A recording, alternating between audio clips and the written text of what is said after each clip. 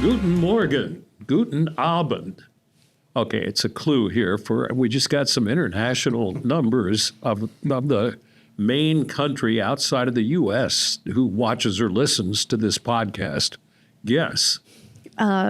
Germany. Whoa, brilliant answer. Good German, by the way. Yeah, thank you. That's over the past 2 weeks, Germany. Thank you. Hello, everyone there. And I did take German in high school, but that's all I remember. Ich liebe dich, too. So, yeah, I love you. Yeah. So welcome to another, I can't say this in German, to Odyssey House Journals. I wonder how you would even say that. I'm Randall Carlisle, your host, and Nick Holslack is the co-host. Thank you for being here today. Anything in German? No. I just am remembering curse words. So no, we so won't I'm do good. that. And our guest today is Lou. Hello, Lou. Welcome. Hello. How are you? Good. I'm good. You volunteered to do this. Volunteered, voluntold, one of the two. We were kind of sitting in there, and I just felt like I probably should do it. So I was going to ask you why you volunteered.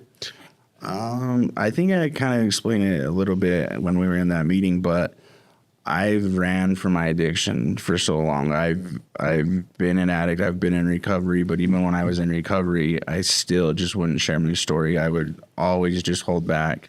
I never felt comfortable sharing my recovery journey and letting anybody know that I had an addiction. So I think this time around it's time to do something different than I've done before, and this is a big step for that for sure. That really is a big step, but I think I think everybody who's dealing with their addiction has gone through a period where they didn't want to talk about it, right, didn't want to admit it, and didn't want to deal with it, right? Absolutely. I know a lot of people that are in recovery that are not comfortable with it and still aren't comfortable with it 10 years in. So, well, and one of the reasons we have this podcast is to let people understand the disease of addiction and the fact that there is help out there, not necessarily Odyssey House. You can go anywhere you want for help, but get some help, and that help can lead to recovery, right? Absolutely. I mean, so, and that's why we appreciate you coming and being willing to do this, because it's a difficult thing to do. And it's very personal because it's your life, right? Yeah. So now I'll get personal and ask you to. Let's do it. So tell us about how your addiction started and what it led to. So my addiction started when I was 14. I got some pain meds for a hernia surgery that I had, and never. At that point, I stopped feeling all the feelings. I feel like I was an emotional kid when I was younger. I was always super happy, super sad. And at that point, I realized I stopped feeling anything and kind of became addicted to opiates. Got in a lot of fights at school. I got sent to the boys' ranch when I was 14. I was there till I was 18. And I learned a lot more about drugs there. I learned a lot more about drinking. And things became a lot more accessible there. And my addiction kind of kicked in, started drinking a lot more, and then was facing a lot of time for public intoxes. And I stopped drinking. I haven't drank in 16, 17 years, but just kind of changed addictions. I went from, just not drinking to in my 20s, I went to pick up some money that was owed to me and found out what heroin and cocaine were and started shooting that up. And that was a cycle for a long time, and got clean from that and had about 8 years clean. And my father passed away and then relapsed again. I'd been on it on, and then I got 2 years clean, and then I just relapsed not too long ago and checked myself into Odyssey and just figured enough's enough. You get to a certain point where it's not fun anymore. There's no happy times in it. You're just surviving, and if that, and it was too much for me. I was over it. So ended up coming to Odyssey. You talked about how when you started with the pain pills, it numbed your thinking. Yes. Did you very much. enjoy that? Did you need that? What? My parents are going through divorce when I got sent out to the boys ranch, now West Ridge Academy. The day I got put out there, my dad went and filed for divorce with my mother, and essentially my father blamed me for that. One of my sisters blamed me for it, and I was already blaming myself for it as a young kid. And when I ended up getting that surgery, I stopped feeling the sadness and the heartbreak, and I enjoyed that part of it for sure. Definitely got me away from it. Hey, that's really sad that you blamed yourself for your parents' divorce. Right. Because do you know now that you weren't responsible for it? I know, like, as I've gotten older, it's not my fault, but I think it's natural to feel like there's a little bit of it that could be your fault. Well, you were a problem kid, so they probably absolutely. argued about how to deal with you. Yes, and they adopted me when I was 3.5 from El Salvador, and then I have another sister that was adopted from India, and then my parents have 2 biological kids, and none of them had issues. Like, we grew up very well off. We had everything we ever wanted, and I just went the other way for whatever reason that is. Why I went down this path, but I've held a lot of guilt in that. As I've been at Odyssey, I've been able to work through a lot of that stuff. But up until the last couple of years, I've always felt guilty about it. I don't talk to my family. Still? Yeah, I talked to my brothers and sisters at my dad's funeral years ago. And haven't reached out. I think because no one in my family's gone through addiction, nobody knew how to deal with it, and I had burned all those bridges when I was drinking. It got to the point where when I did have my 8 years sober, I was still fighting that fight with my mom, like trying to convince her that, look, I'm finally clean. And my father was the only one that always had my back. And so when I was clean for those 8 years and he passed away, it just kind of put me on a tailspin. But having to fight with your family to get them to realize that you are clean and sober is a struggle in and of itself. So I just withdrew from it. But Do you think that you don't need that anymore, though? Like the LAR part of it, you can just be sober and you know it and you're okay with that? When I had my 8 years, I did feel like I'm okay. I don't need that. But as I get older and friends are continuously dying from overdoses, and I've had friends' parents die from overdoses, which just comes way out of the blue. So it kind of makes you wonder, like, you do want your family, obviously, but if they're not ready to understand what I've gone through and what I'm trying to do now, then that's okay. They'll come around eventually, I hope. And if not, like, I'm still good with me. I know what I'm doing. So that's the ultimate goal, is sobriety for myself and have a better life, definitely.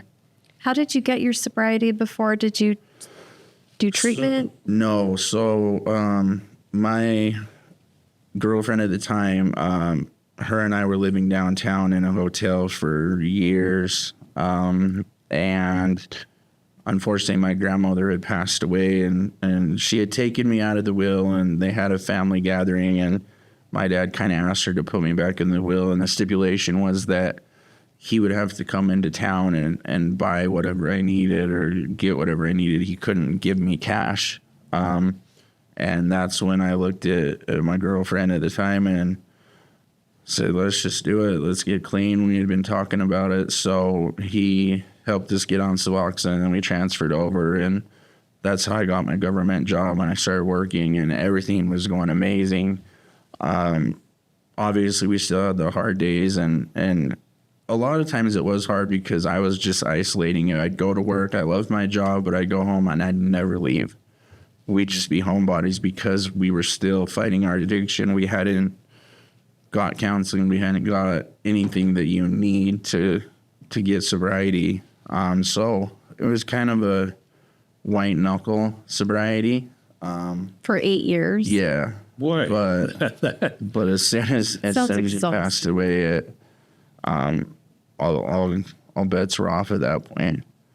And she wanted to stay clean. I had relapsed, and so I had just left her and haven't talked to her since, unfortunately. But it was better for her because I knew the path that I was going. Yeah. So Describe the change now, as opposed to white knuckling it. What you've gone through behaviorally that will help you in the future. I think just being blessed to go to Odyssey, and of course I'm a self-admit, but when you're a self-admit, you can buy into, like, when you're ready, and you can buy into what they're trying to do, and the accountability part of it is huge for me.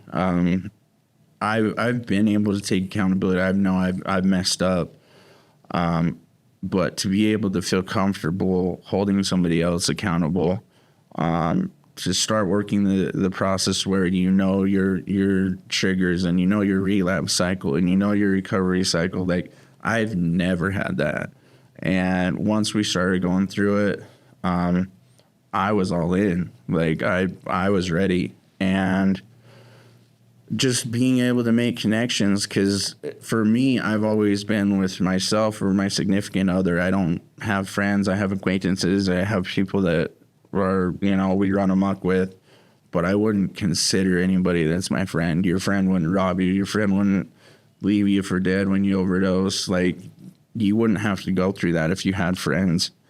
And knowing that it's okay to make connections, knowing that at some point you are going to have to trust people, and being in a safe environment to start working on those trust issues is been amazing for me. Because you can trust people with little bits of things. You don't have to trust one person with everything or everybody with everything. And that's one thing. I've been an all or nothing thinker forever. And it's like, you lied to me once and we're done. I'll wash my hands of you. But that's not fair to myself, and that's not fair to people that I care about, definitely. And when you're stuck in a house with that many people, you don't really have the option of not seeing them. The houses are not that big. Absolutely not. But that's definitely what's made the difference now. And knowing that I do need connection is key to my recovery at this point. That's so important. But it's because my drinking buddies were my best friends. Right. But as soon as I stopped drinking with them, they weren't my best friends. Right. You lose things in common. Yeah. And some of my best friends, I went through an intensive outpatient program, and I've stayed in touch with a lot of the people that I was in that program with, because it's the first time for me, and it sounds like possibly for you, where you shared some personal stuff about your thoughts and feelings and everything. Absolutely. I mean, that's key. Like, when I went into Odyssey, like, I came straight from uni, fresh off 3 suicide attempts. Like, I didn't know suicidal ideation was a thing until I got to Odyssey, and I didn't know why I was doing what I was doing. And now I'm able to figure out, when I start getting that depressed, when I start getting that low, what do I got to do to come out of it to prevent getting that low, instead of just numbing it out with the drugs. And eventually the drugs didn't work, and know how to just come back from that. And the key, like I said, the key is connection for me. And at this point in time, like, any connection is better than just isolating, for sure. So. Was it hard for you at first? You're walking into a house with a group of strangers, and then they expect you to sit in a group and share some of your, bare your soul. Was that hard at first? Oh yeah, I was into self-reflecting as far as sharing. I was not a fan of the sharing part. And I did kind of drag my feet. And as you move up the levels, the assignments change. And I sat at disco for a couple of months. I was not touching the impact statements, impacts letters. And as soon as I did that, such a big weight was lifted off my shoulder because I hadn't processed my father's death. And I still am working on it, but I hadn't processed a lot of things. I've just bottled everything up for as many years as I can and put drugs on top of it. And then I get clean and bottle everything up, put drugs on top of it. And you need to process that stuff. If you don't, it's not going to work. At least for me, I know it won't work. Describe for our viewers and listeners what impact letters are. Because I hear so many people say that's one of the most difficult things I ever had to do. Yeah, so it's writing a letter from your loved ones, whomever it may be, that they're writing a letter to you telling you how your addiction has affected them.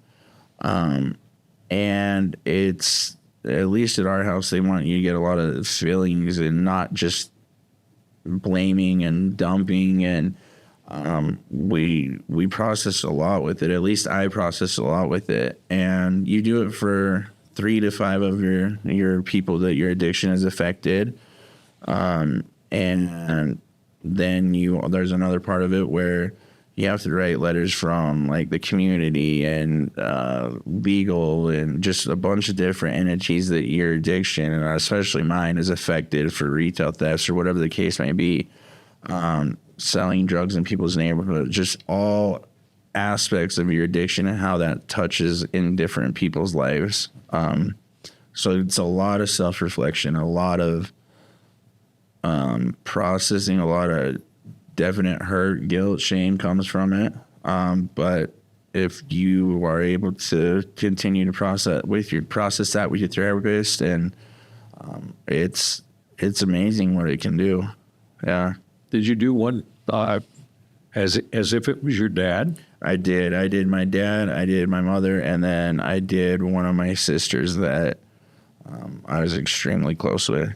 Which was the hardest? Definitely my father's. Okay. Definitely my father's. They were all very hard, but definitely my father's. I find it, you've referred to the fact that that drugs seemed to be fun at first until they weren't, that the numbing seemed to work for you until it didn't. Right.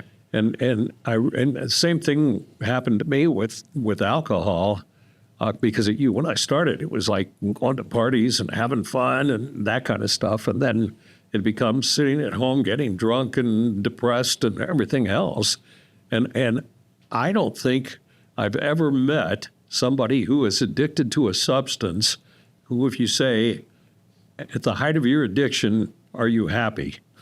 And nobody says, yeah, I love the world and I'm just happy as hell that I'm doing this. It's all a lot of guilt and shame and everything. All right. I mean, there is, like, I'm not gonna lie, there was fun parts of it, but overall, there was nothing. Like, you're not going anywhere, you're not doing anything, like, you're just draining everybody you interact with. Just even your energy is draining on people when you're in your addiction. And that's one thing I didn't realize, like, just how emotionally draining you can be on people until you step back. But I also think that's why I would never got close with people. Like I said, it was me and my significant other. It was just me, and I was very comfortable for very long that way. But it is lonely for sure. You mentioned suicide ideation, 3 attempts. I had 3 before I went to uni. I've had 5 total. Jeez. My first was when I was in my drinking phase. I was drinking a half gallon a day for years. You got me beat, but you're a bigger guy than I am. But yeah, I got halfway done and I don't remember the rest of the night. I was waking up in jail and I ended up with 1,484 days that I was supposed to do in county, and which is a little over 4 years. And at that point, I beat it on an appeal, and I never went back. But I just kind of wish the other addictions would have been that easy to quit. Sorry, I kind of got off track. What was your question? No, I was asking about the suicide ideation. So my first one was when I was an alcoholic. I was drunk, stabbed myself in the chest. Woke up in the hospital. It was all bad. Second time I drank antifreeze, and then the last 3 were fentanyl. I was trying to overdose on fentanyl before I got up to uni. So. What goes, Nicole? You dealt with that as well. What goes through your head when you're thinking about ending your life? For me, it was everyone is just not going to have to deal with me anymore. Like, I'm giving them so much relief. I'm doing this for them. Like, did you really believe that? Absolutely. Including your daughter? Yes. Then I'm not hurting them anymore, lying to them anymore. I'm not torturing them by having to be around me. Like, I just wanted everyone to have peace, and I thought peace would come with not having to deal with me. What about you? I so a lot of the same thing, but for me, I'd been estranged from my family for so long, and that was all my choice. But like, when you do talk to your mom, or you do talk to your dads and your siblings that have said they love you, like, they always pray for you, or they always worry about you. It's like, well, if I wasn't here, they wouldn't have to pray anymore. They wouldn't have to stress out. They wouldn't have to hope that I got arrested. They wouldn't pray that I was in jail. They just would be able to move past it. Problem gone. Yeah, absolutely. And it sucks to think that, but when you're there, there's it makes so much sense in the moment. Yeah, it's crazy. Because I couldn't stop. Like, I couldn't stop drinking. And so that's where, like, yeah, I want the relief of not having to do this anymore, but it was more for them because I couldn't stop. I didn't know how. I would set goals and break them every day. Sure. And so you're trying so hard and you're just hurting everyone around you. And now? Now I feel like I feel like I bring a lot to the table. I feel like I definitely could share my story. I know that I'm a lot happier with where I am and where I'm going. The goals that I have set are very exciting to me. Because I'm here with a lot of youngsters at our house, and I always tell them when we're in groups or whatever, like, I wish I had this opportunity when I was in my 20s, 23, 24, 25. Like, that would be amazing. But, I mean, you can find good and bad in anything you look at. It's just on what you look at. And for me, I'm trying to find a lot more positive in every situation, and that's been a blessing for me. Because as being at the house, you get stressed out, you get worn out of groups, you get sick of people lying, but you understand because when you first got in the program, you were there, you were hiding vapes, you were vaping, you know what I mean? So you understand it, but you just wish, like, hopefully it clicks, and it clicks a lot sooner in the program than it did for me, and hopefully this sticks for you guys a lot longer, and you guys are a lot younger, so just I want the best for everybody now, and I'm excited about life. I really am. You should be. And, you think about this. If you have how many people in your house? So we have 60. 60. Okay. And when you say younger, you mean like 20s or mid-20s, early 20s. Yeah. Right. And so just think that if you got through to one person who said, God, I really look up to Lou, and I buy into this crap because Lou's bought into it and it's working for him, that you personally then helped save somebody's life for the rest of their life. Or one of the thousands of people watching this podcast or listening to it, and if it sank in with just one person or helped one family, I mean, you've accomplished a ton. that would definitely be an amazing feeling, and we look forward to that eventually. So, And you may never know, though. nope, you may never know, but that is a definite positive way to look at it. And why does that bring tears to your eye? I think it's just total opposite from what I've lived for so long. Like I said, I'm happy now. There's joy and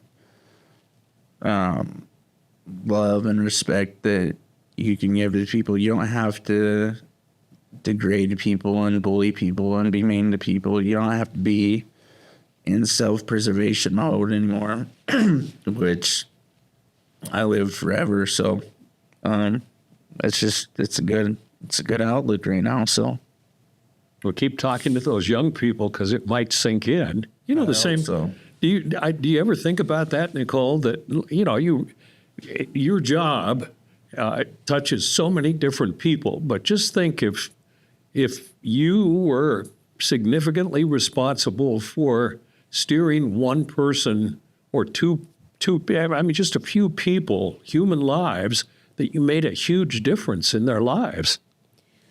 Yeah, I think just being kind and doing little things that could maybe just have someone have a better day, or maybe that day they're feeling super worthless and I can just say one thing to make them feel good. That made all the difference for me. So I try to do that for them.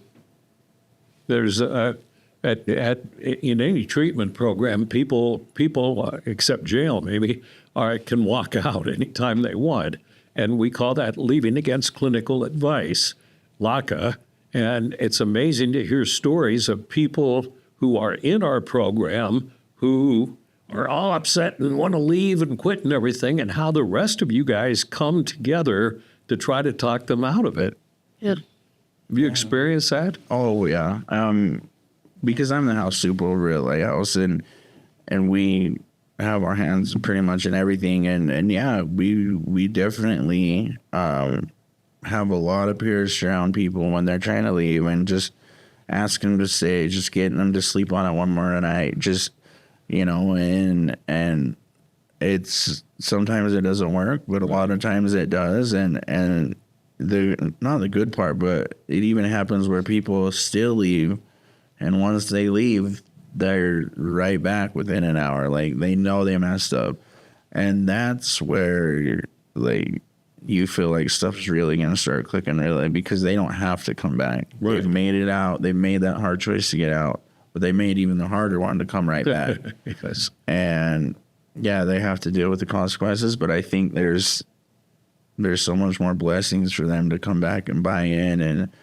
And I know for me, when I caught my borders, like restarting everything and being able to start over with a clean slate was just beneficial for my entire program.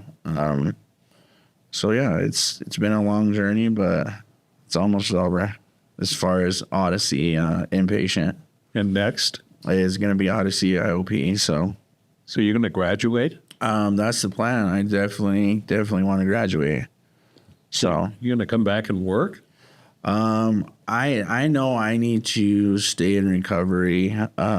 So my ex and I, my background is, and like I said, I ran the Affordable Care Act call center forever. So it was insurance and Medicaid. And so we started a nonprofit years ago when we were sober, that we were just going and helping people sign up for Medicaid, because down on North Temple, when Medicaid first expanded, nobody knew about it. Nobody knew the services it provided. And so we were doing that. So I'm definitely, and I was happy there. So I'm definitely going to work in some type of recovery with it, whether that be Odyssey or something else. I'll definitely be in recovery. So Good. Believe it or not, we're out of time. Quick half hour, huh? No reason to be nervous, right? Thank you for sharing all of your personal details and hopefully helping a bunch of people who are watching or listening. Appreciate you being here. thank you. I appreciate you guys having me. Yeah. Nicole, good to see you again. You too. And thank you for, let me see, how would I say it? Dr. Shane, for the people in Germany. Auf Wiedersehen. Wiedersehen. And for those of you who speak English, thank you for watching or listening to another edition of Odyssey House Journals.